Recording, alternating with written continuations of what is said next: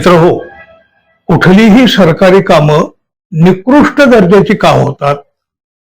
विकास कामाच्या नावाने आलेला सरकारी पैसा नक्की कोणाच्या घशात जातो, कोणाच्या खिशात जातो? उद्घाटन करण्याआधीच मोठे मोठे पूल का पडतात? पहिल्याच पावसामध्ये रस्ते का वाहून जातात? असे प्रश्न आपल्याला नेहमीच पडत असतात आणि त्याची उत्तरं सुद्धा आपल्याला माहित आहेत. सरकारी पैसा विकास कामावर खर्च होण्याच्या ऐवजी त्यातला जास्तीत जास्त वाटा हा राजकीय व्यक्ती आणि संबंधित अधिकारी यांच्या खिशामध्ये जातो. अर्थात यामध्ये नवीन काहीच नाही, हे सगळं सर्वश्रुत आहे.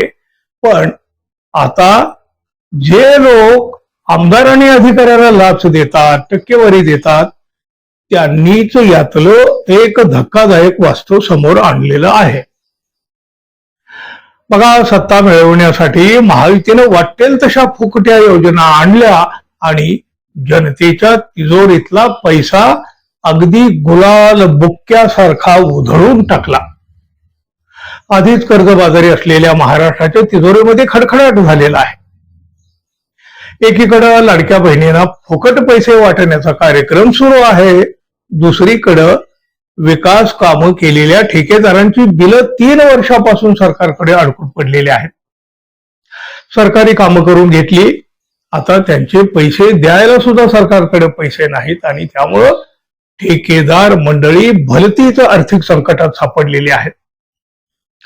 ठेकेदारांच्या संघटनेनं अनेकदा इशारे सुद्धा दिलेले आहेत, पण त्याचा काही उपयोग झाला नाही. आता मात्र वैतागलेल्या या ठेकेदारांनी सरकारी पैशांना लागलेल्या घुशी नेमक्या कोणत्या आहेत, विकास कामासाठी आलेल्या पैशाची नेमकी वाटणी कशी केली जाते हे अगदी जाहीरपणे सांगितलेलं आहे. ठेकेदार महासंघाचं अधिवेशन कोल्हापूरमध्ये झालं. या अधिवेशनामध्ये ठेकेदारांनी आमदार आणि अधिकाऱ्यांना पुरतं उघडं नागडं करून टाकलं. सरकारी कामांच्या ठेक्यासाठी आमदार आणि अधिकारी यांना कामाच्या रकमेच्या तब्बल 56% रक्कम वाटावी लागते याची जाहीर कबुली या वेळेला ठेकेदारांनी दिली. यवतमाळचे ठेकेदार प्रवीण उंबरकर यांनी तर इस्टिमेटपेक्षा 15 ते 20% कमी रकमेने निविदा भरावी लागते. त्यामुळं प्रत्यक्ष काम सुरू होण्याआधीच नुकसान झालेलं असतं असं सांगितलं आणि हे सांगत असताना त्यांनी सरकारी पैशाची गैरमार्गाने कशी वाटणी केली जाते याचा तपशील दिला.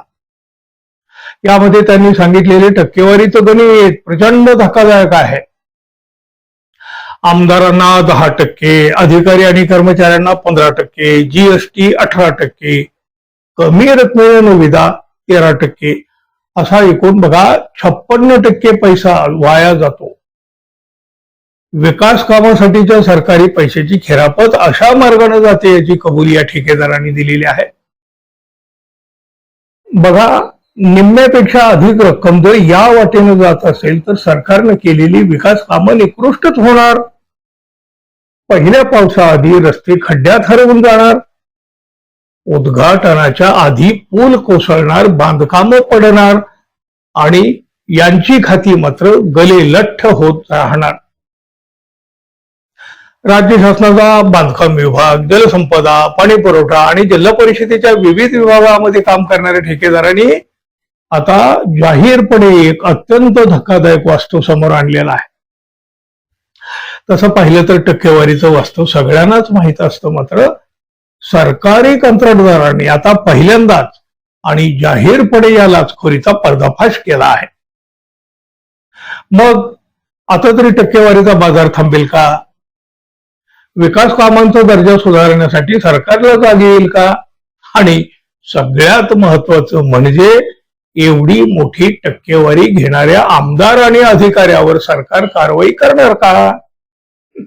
साहजिकच असे प्रश्न तुम्हाला आम्हाला पडू शकतात, पण प्रत्यक्षात असं काहीही होणार नाही.